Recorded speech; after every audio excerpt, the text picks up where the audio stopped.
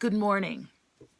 Well, I promised you a late night rant, and it is not late night. It is early morning. It's about 4 a.m.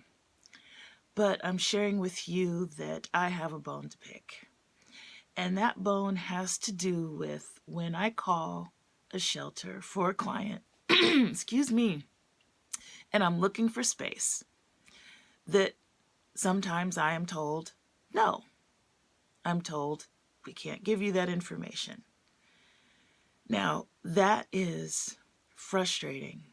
That is actually beyond frustrating and something that I quite simply cannot wrap my mind around is that when I call a shelter and I clearly identify myself, I clearly identify my organization, and I clearly identify why I'm calling, that I have someone who I'm assisting who is in urgent need for a safe place to go, why I'm then told, no, we can't tell you if we have space or not, to have my client call.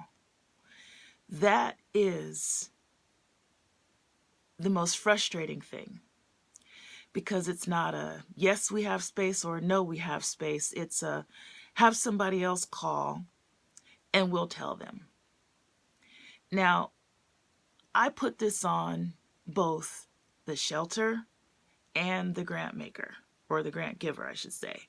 And the reason I put it on the grant maker as well is because I know that the shelters, obviously they know if they have space or not, but why they would not divulge that information in a simple yes or no question has to do with them wanting to take the call and get data, get analytical data that they can use for reporting.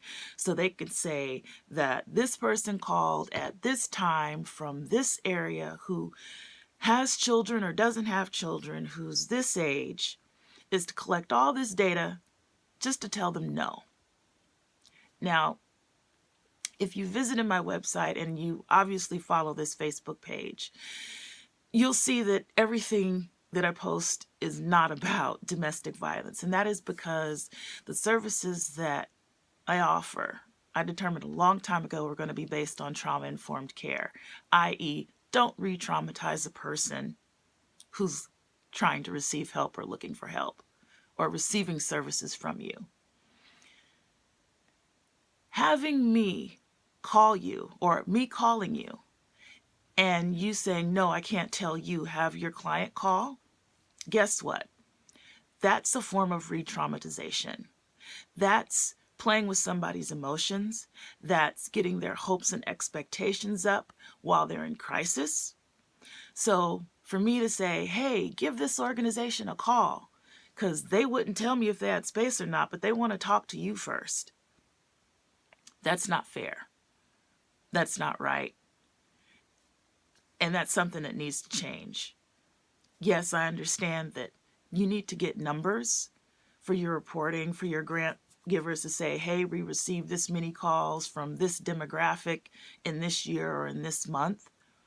But when somebody is sitting at a bus station, train station, fast food restaurant, looking at their phone dying, and they have to put in a pointless 20-minute call that could have not even happened based on a yes or no question, that's not right.